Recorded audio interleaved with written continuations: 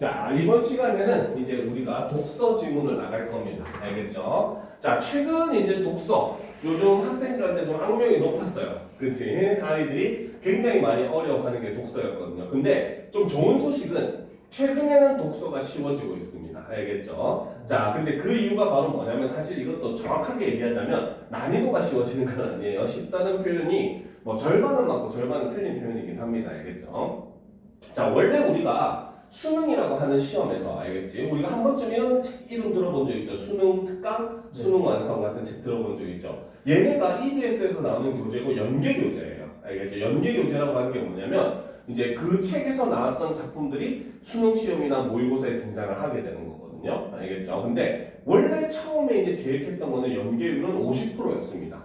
문학 50%, 독서 50%. 그래서 문학 지문 4개 중에 2지문은 수능 특강이나 수능 완성에서 나왔던 지문이고 나머지 2지문은 안 나왔던 지문 이렇게 나오거든요. 그래서 뭐 현대시 같은 경우는 수능 특강이나 수능 완성에 나왔던 작품 하나가 그대로 시니까 그대로 나오고 그 다음에 연계되는 나, 다 이 지문들은 다른 이제 아예 학생들이 처음 보는 지문들을 갖고 와가지고 저 지문을 구성하고 소설 같은 경우는 수능 특강, 수능 완성에 예를 들어서 앞부분이 실렸으면 수능에서는 같은 작품의 다 뒷부분이 실린다든지 다른 부분이 실리는 작품 연계 이런 개념으로서 시험에 문제가 많이 나왔어요. 알겠죠? 그리고 독서 같은 경우도 이제 50% 연계율을 가지고 있었는데 여기서 연계라고 하는 건 독서는 소재 연계입니다. 알겠죠? 그래서 예를 들어 수능 특강, 수능 완성에 바이러스 지문이 나왔으면 수능에서는 바이러스에 대한 다른 지문이 나오는 거야. 그러니까 여기서 배웠던 배경 지식을 이용해서 이 문제를 풀 수 있는 그런 유형의 문제들이 등장했거든요. 근데 어쨌든 이것도 원래는 연계율이 50%였어요. 그러니까 절반은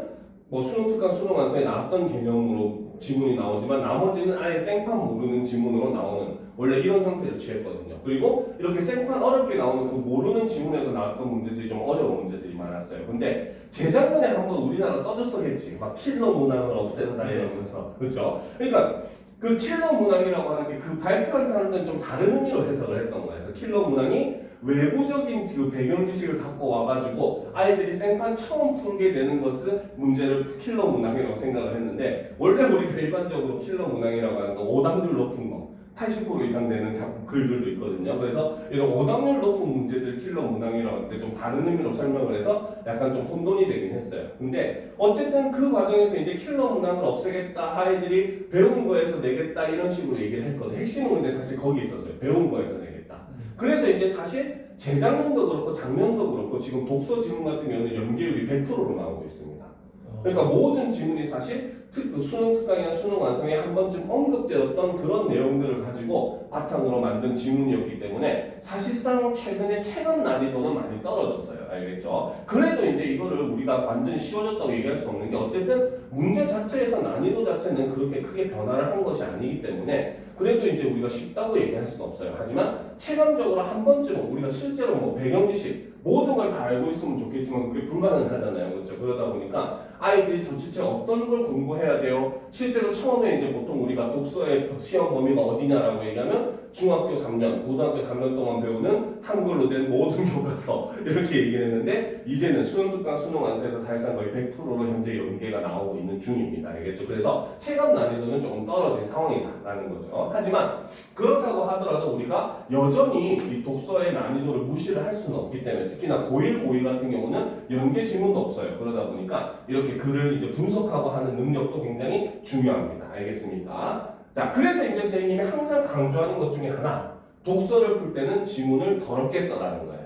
알겠죠? 그렇다고 지문에 낯설하는 거 아니고 막 중요한 개념어나 이런 데 네모, 세모, 동그라미 이런 표시를 하고 그 다음에 그것과 관련된 설명에는 밑줄, 물결 표시 이렇게 표시를 해놓으면은 나중에 지문을 문제를 풀 때 딱 필요한 어쨌든 그 문제에서 제시되는 선지들도 표제어를 중심으로 구성이 되거든요. 그러니까 네모, 세모, 동그라미 친 이런 표제어들을 중심으로 우리가 내용을 파악하면은 훨씬 더 내용을 쉽게 이해를 할 수 있고 지문을 적게 읽어도 우리가 글을 다 풀어낼 수 있는 이런 그 능력을 키워줄 수 있어요. 알겠습니까? 그래서 그렇기 때문에 항상 표시하면서 읽는 거 그 주의를 해줘야 돼요. 알겠죠? 그리고 두 번째, 자 이거는 쌤님만의 팁이기는 한데 알겠지? 학교에서도 필기하고 학원에서도 막 공부하면 필기하잖아, 그렇지?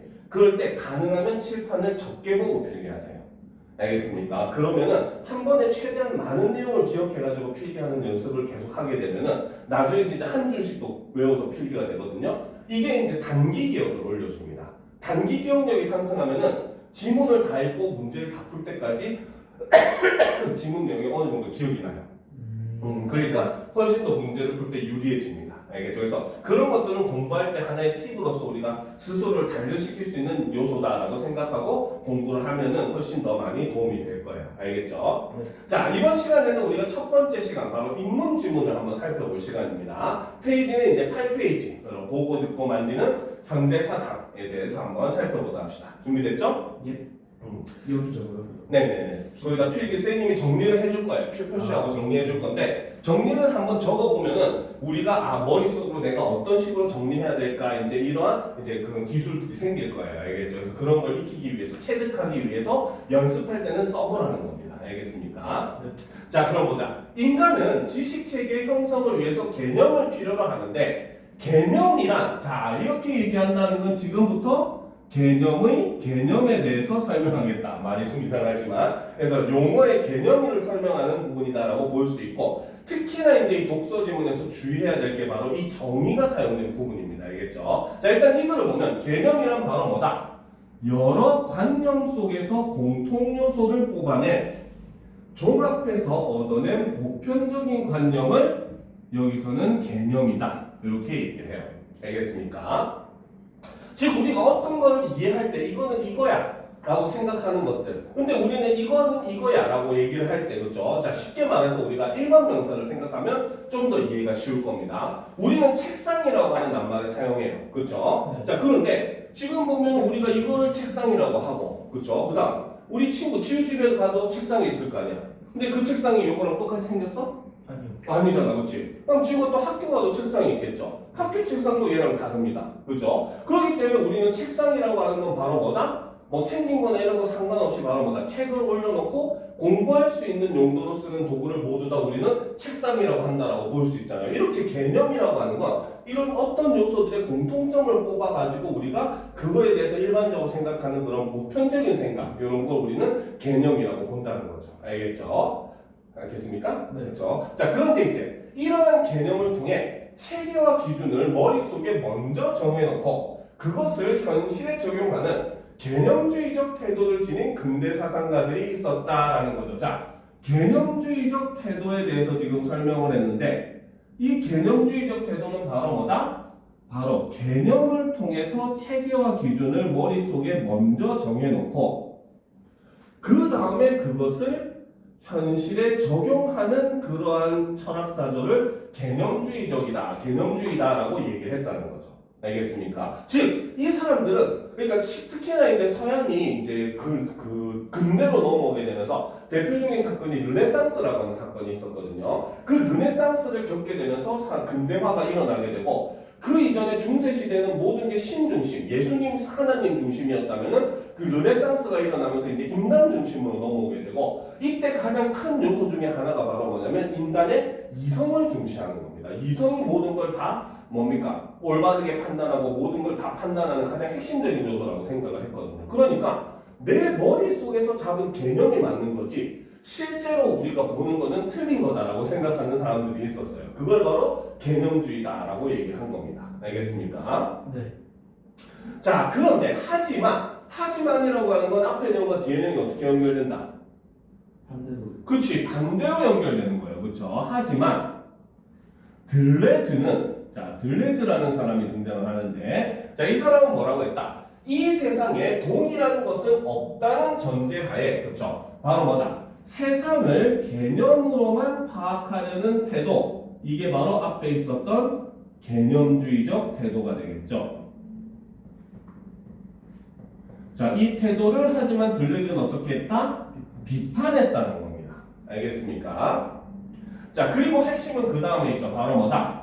개별 대상의 다양성에 주목하는 차이의 철학을 제시했다라는 거죠. 그죠? 자, 지금 선생님이 표시한 걸 딱 보도록 합시다. 지금 여기서 보면 개념주의적 태도와 들레즈의 생각이 서로 달랐기 때문에 선생님이 개념주의적 태도는 동그라미로 들레즈는 네모로 표시를 했어요. 그렇죠? 그 다음 개념주의와 관련된 설명은 물결 표시로 해놓고 들레즈와 관련된 설명은 밑줄로 해놨어요. 그렇죠? 요걸 한눈에 딱 보니까 내용을 안 봐도 내용이 한 번에 구분이 될 거 아니야. 그렇지? 그러니까 우리가 이런 거를 나누어 가지고 자꾸 설명을 표시하는 습관을 들여야 된다는 거죠. 알겠죠? 자, 그럼 일단 여기까지 한 내용을 간단하게 한번 정리를 해보도록 합시다.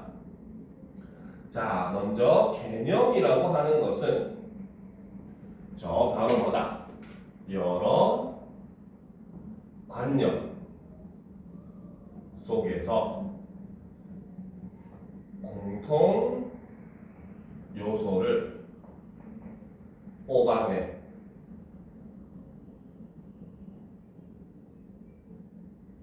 종합해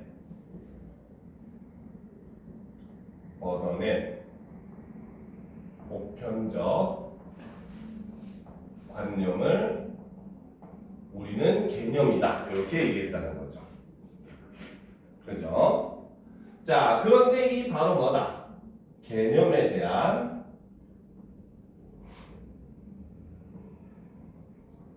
관점을 보게 되면 첫 번째가 바로 개념주의. 자, 이 글에서는 개념주의적 태도라고 했는데 이걸 우리는 개념주의라고 볼 수 있죠. 개념주의는 바로 뭐다? 개념을 통해 체계와 기준을 먼저 정해놓고 그것을 현실에 적용하는 철학사조가 바로 개념주의라는 거죠. 이 사람들은 머릿속에 정해지면 이 특징을 가지면 다 이건 겁니다. 알겠습니까? 날개를 가지고 있으면 무조건 다 새. 그죠? 그 다음에 새끼를 낳으면 다 포유류. 그죠? 알을 낳으면 전부 다 난생 이런 식으로 이렇게 분류를 하는 거. 미리미리 머릿속에 정해놓고 그걸로만 파악을 한다는 거죠. 알겠습니까? 자, 그런데 이 개념주의와 반대되는, 정확하게는 개념주의를 비판한 사람이 바로 들레즈라는 거죠. 자, 들레즈는 바로 뭐다? 세상에 동일한 것은 그렇죠. 없다. 없음이라고 봤다는 거죠. 자, 그렇기 때문에 이 들레즈는 바로 뭐다? 개념주의를 비판을 했고, 자, 그리고 이제 그로 인해서 바로 뭐다? 개별 대상의 다양성에 주목을 하는 바로 차이의 철학을 제시했다. 이렇게 얘기한다는 거죠. 알겠습니까? 이해가 됩니까? 네. 네. 천천히 적어도 돼요.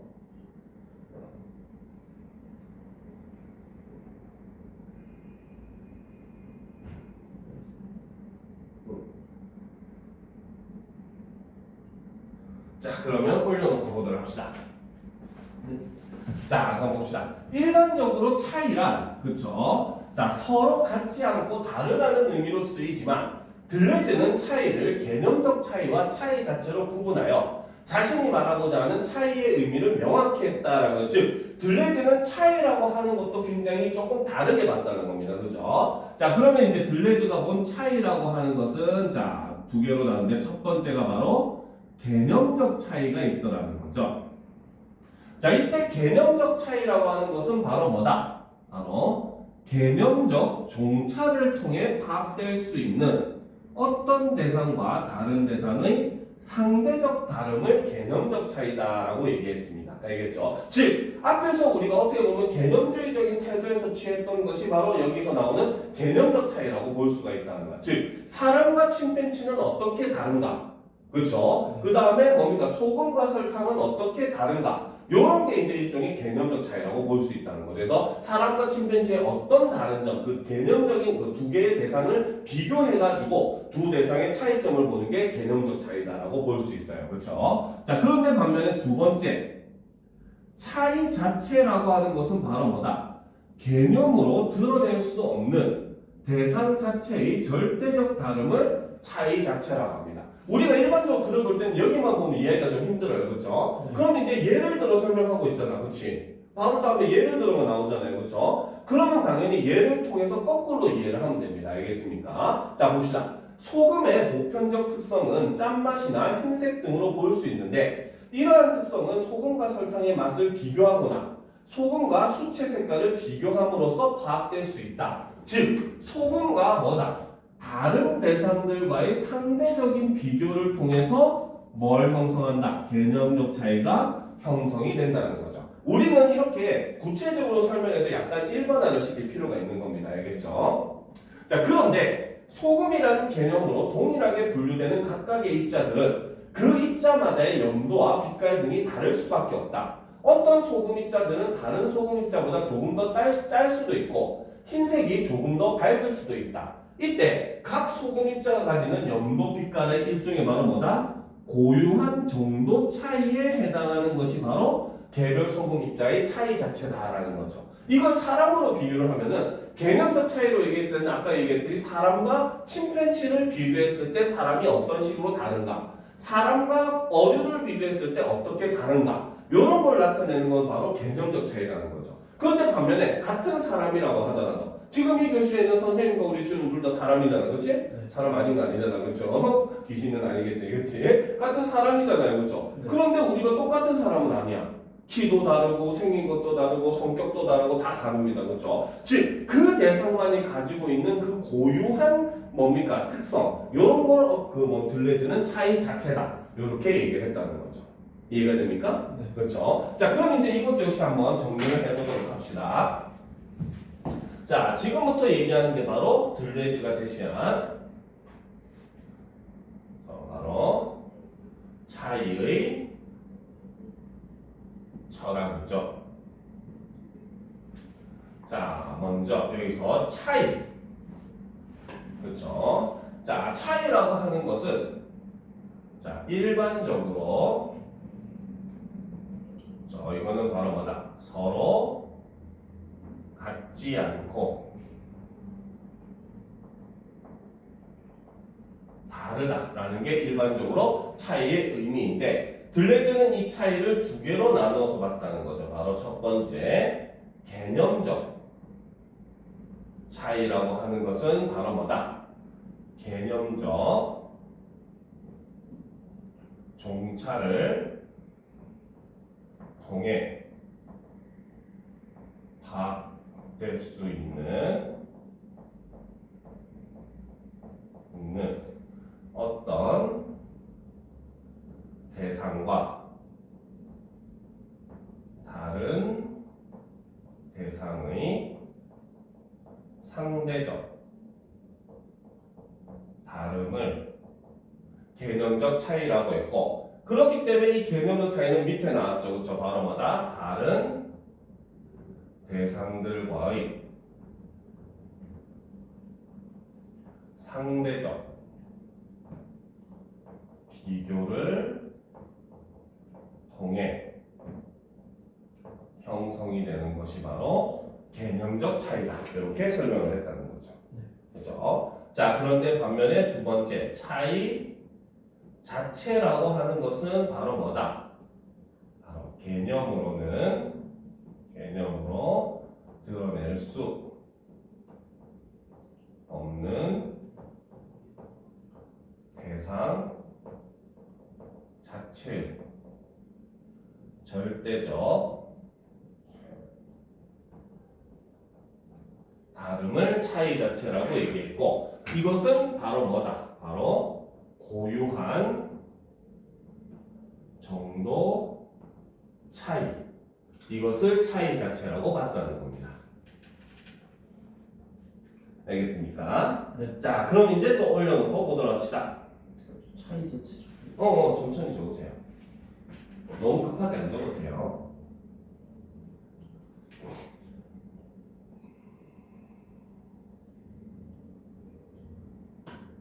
자, 그래서 지금 설명은 이렇게 섞어서 설명을 했지만 같은 개념을 이렇게 묶어주는 것도 우리가 공부할 때 굉장히 편해요. 알겠죠? 네.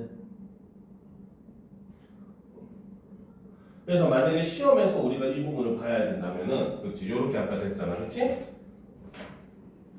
그렇죠? 네. 그럼 이렇게 보면 돼. 바로 개념적 차이에 대한 설명이 요거였잖아, 그렇죠? 예. 그죠? 그리고 이 개념적 차이에 대한 또 다른 설명이 요거잖아. 그치? 이런 식으로 연결하면 편하겠죠. 그 다음 차이 자체는 요거를 나타냈었고 요 차이 자체에 대한 또 다른 설명이 바로 요거인 거야. 요렇게 표현하면은 좀 더 보기가 편해지겠죠. 그죠? 그래서 이런 것들이 우리가 별거 아니지만 사실은 굉장히 그 학생들한테 독서를 이해할 때 중요한 요소를 작용을 합니다. 아무것도 아닌 거라는 거 알겠죠? 네. 아니면 아예 선생님처럼 처음부터 아까 처음에 했던 것처럼 물결 표시랑 밑줄로 그 구분을 해도 굉장히 좋고요. 알겠습니까? 자, 다음 문단을 봅시다. 들레즈는 자 핵심을 보자. 개념적 차이로는 바로 뭐다? 대상만의 고유한 가치나 절대적 다름이 파악될 수 없다라고 얘기했다는 거죠. 왜냐하면 개념적 차이는 다른 대상과의 비교를 통해 파악된 결과로 다른 대상에 의존하는 방식이라는 거죠. 일종의 개념적 차이의 한계가 되겠죠. 그렇죠? 그래서 그 과정에서 개별 대상의 고유한 특성이 무시되기 때문이다.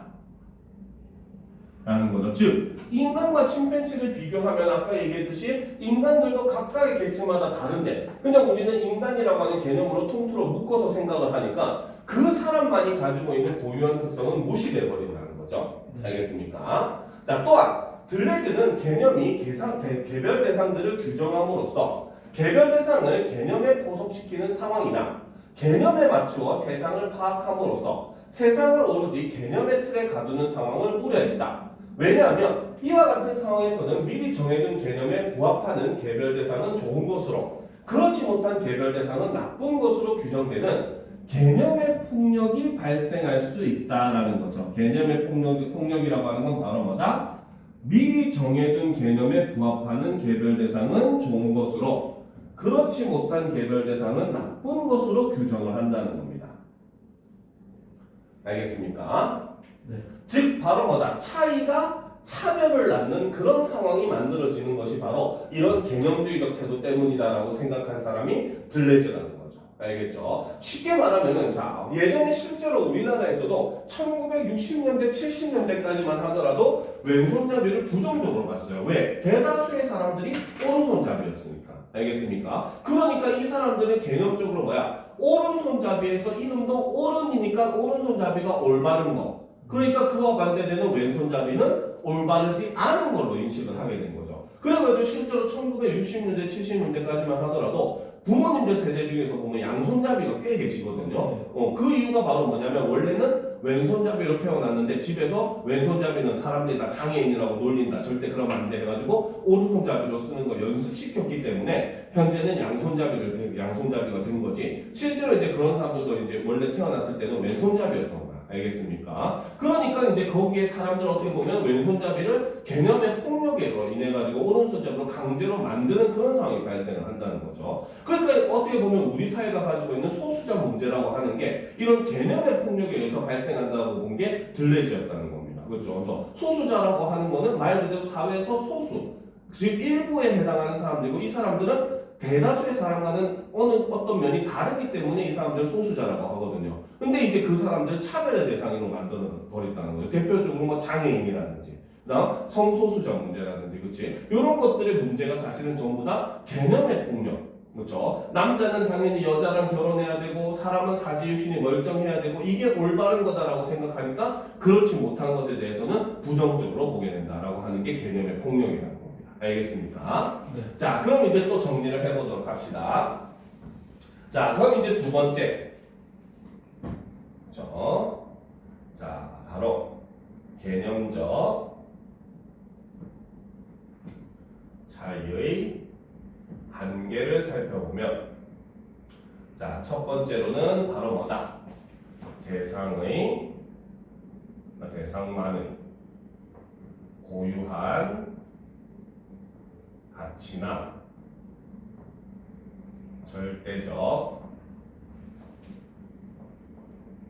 다름을 파악하는 것이 불가능하다라는 거죠. 자, 그 이유는 바로 뭐다? 바로 개념적 차이는 이꼴 다른 대상에 의존하는 방식이고, 그렇기 때문에 바로 뭐다? 개별 대상의 고유한 특성이 무시가 되더라는 거죠. 자, 그리고 이제 두 번째가 바로 아까 얘기했던 개념의 폭력이, 개념주의적 태도 혹은 개념적 차이로 세상을 판단하는 데 한계라고 본 거죠. 그거는 바로 뭐다? 미리 정해둔 개념에 부합하는 대상은 좋은 것으로, 그렇지 못한 대상은 나쁜 것으로 규정을 하는 것이 바로 개념의 폭력이다. 이렇게 봤다는 겁니다. 알겠습니까? 네. 네. 다 적고 다음으로 넘어가도록 합시다.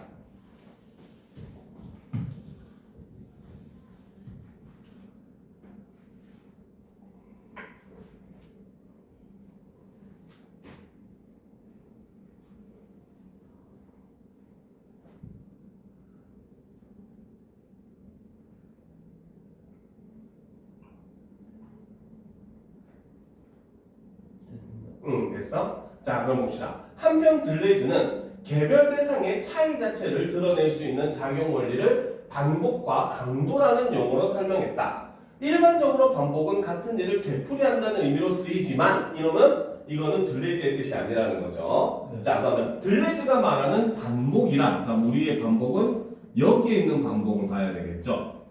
자, 그래서 들레즈가 말하는 반복이란 바로 뭐다?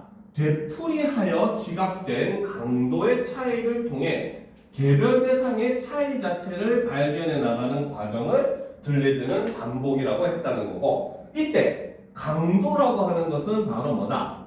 정량화하기 힘든 개별 대상의 고유한 크기이자 다른 것과 비교될 수 없는 개별 대상에 대한 감각적인 경험을 강도라고 했다는 거죠. 자, 여기서도 역시 예를 들어 설명했으면 우리는 예를 통해 판단하면 됩니다. 그죠? 예를 들어 어떤 사람이 피아노로 같은 악보를 반복해서 연주한다고 할 때 각각의 연주는 결코 동일할 수 없으므로 연주가 반복될수록 연주자와 관객 모두 연주마다의 서로 다른 강도를 느끼게 된다라는 거야. 그러면 같은 노래를 연주를 하는데 여러 번 그 노래를 연주하는 소리를 듣고 이 노래는 이번에 연주했던 거랑 저렇게 다르네? 저번 노래는 이번에 노래랑 연주하는 거랑 또 이렇게 다르네? 이런 차이를 인지하게 된다는 거고, 그때 느끼는 그런 감정의 차이, 이런 걸 강도라고 본다는 거죠. 그리고 그 연주의 뭡니까? 연주만의 차이는 바로 뭐다? 이렇게 다른 연주들을 막 연주하는 걸 들으면서 점점 이거는 이번 연주는 첫 번째 연주는 이런 특성이 있었지. 세 번째 연주랑은 또 다른 이런 특성이 있었네. 이렇게 파악해야 하면서 점점 차이 자체를 구체화시킬 수 있다라는 거죠. 즉, 각각의 연주는 차이 자체를 드러내게 되는 것이다. 이처럼 들레즈에게 차이 자체란 반복에 의해 경험하게 되는 강도의 차이다. 그래서 들레즈가 말하는 차이 자체라고 하는 것은 바로 뭐다? 반복에 의해 경험하게 되는 강도의 차이가 바로 차이 자체다 라는 거죠. 알겠습니까? 네. 자, 그럼 이제 우리가 세 번째 정리를 또 해보도록 합시다. 3번. 자, 들레즈가 얘기하는 차이 자체는 바로 반복과 강도로 설명을 하더라는 거죠. 여기서 첫 번째 반복이라고 하는 것은 바로 되풀이하여 지각된 강도의 차이를 통해 개별 대상의 차이 자체를 발견해 나가는 과정을 반복이라고 했고, 이때 느끼는 강도라고 하는 것은 바로 뭐다? 정량화하기 힘든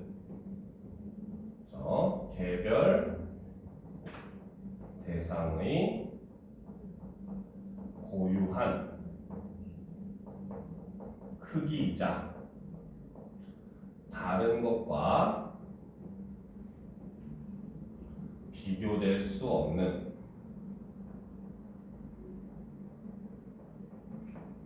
개별 대상에 대한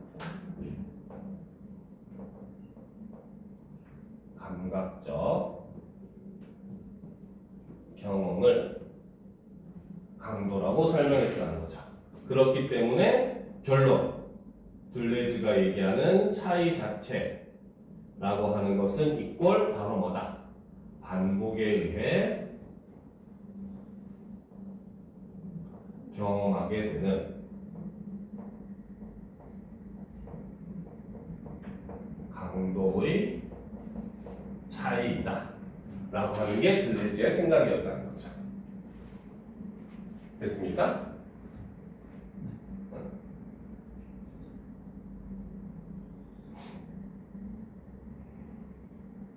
그래도 글씨 이쁘게 쓰는데. 좀 느려가지고. 괜찮아요.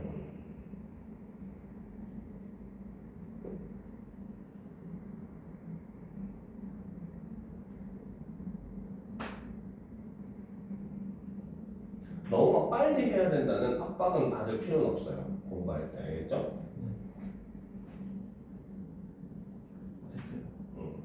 자, 그럼 이제 마지막 문단을 이제 보도록 합시다. 자, 일반적으로 인간은 의사소통을 위해 서로가 동일하게 인정할 수 있는 개념을 필요로 하며, 개념을 통해 형성되는 인간의 지식 체계가 세상을 변화시킨다는 점을 고려하면 개념은 인간에게 필수적인 것이다 라는 거야. 자, 실제로 우리가 철학에 보면 그런 말이 있어요. 인간은 연속적인 자연을 불연속적으로 끊어서 인식한다, 이런 말을 하거든요. 자, 쉽게 말해서 우리가 무지개는 몇 가지 색깔이 있다고 얘기해요?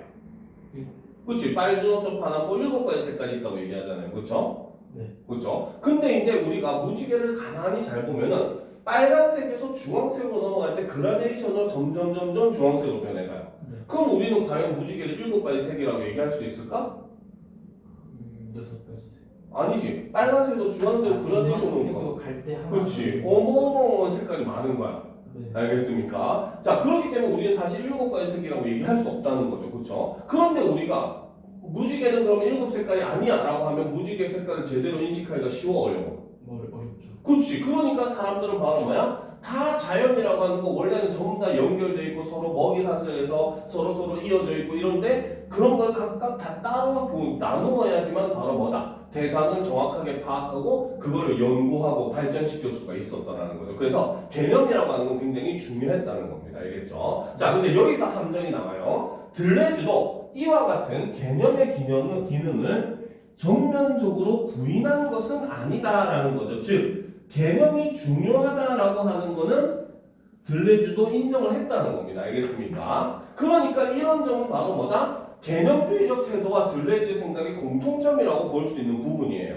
알겠습니까? 그러니까 이게 함정으로 나오는 이유가 뭐냐면 굉장히 이렇게 간단하게 한 문장으로 딱 짧게 얘기했잖아. 그렇지? 근데 선지에는 이렇게 나와요. 들레즈는 개념주의를 전면적으로 부인하고 대상의 차이 자체에만 뭔가 차이 자체를 파악하는 것에만 몰두했다. 이렇게 하면 맞는 말일까 틀린 말일까? 틀린 말. 그렇지. 왜? 개념의 기능 자체를 전면적으로 부인한 것은 아니기 때문이라는 거죠. 알겠습니까? 그래서 이런 것들이 함정에 빠지기 좋은 선지예요. 알겠죠? 자, 다만 들레즈의 철학은 개념을 최고의 가치로 숭상하면서 이 세상을 개념으로 온전히 규정하려는 기존 철학자들의 사상을 극복하고자 한 것이며 철학의 시선을 개념에서 현실 세계의 대상 자체로 돌리겠다는 점에서 의의를 지닌다라는 거죠. 그래서 이 마지막 부분에서는 바로 뭐다? 들레즈 철학의 의의를 제시를 함으로써 글을 마무리를 하고 있는 겁니다. 알겠습니까? 자, 우리는 아무리 이렇게 철학 지문을 배우고 경제 지문을 배우고 과학 지문을 배워도 어쨌든 우리는 국어를 하는 거잖아요. 그렇죠? 그렇기 때문에 우리가 이렇게 글의 특성을 나타내는 혹은 구성 방식에 대한 내용도 함께 반드시 판단을 해줘야 됩니다. 그러면 이 글의 구성 방식을 설명하면 바로 뭐다? 첫 부분에서는 서로 대립되는 두 이론을 먼저 제시를 한 다음에, 그렇죠? 그 중에 한 이론을 깊이 있게 심화해서 제시를 하고 마지막에 그 이론이 의론이 가지는 의의를 제시하면서 마무리하고 있다. 이런 식으로 우리가 글의 내용은 구성을 정리를 할 수 있게 되는 거고, 이런 유형의 문제가 바로 이런 독서집에 남은 첫 번째 문제죠. 위와 같은 위 글에 대한 설명으로 옳은 것은 틀린 것은 했을 때 이게 내용적인 부분을 보기로 제시할 수도 있지만 반대로 이런 구성적인 면을 보기로 제시할 수도 있다는 것도 우리가 꼭 염두에 둬야 되는 부분입니다. 알겠습니까? 네. 자, 여기까지 설명은 마무리하고 남은 시간 동안 뒤에 있는 그러면 실전 문제를 한번 풀어보도록 합시다.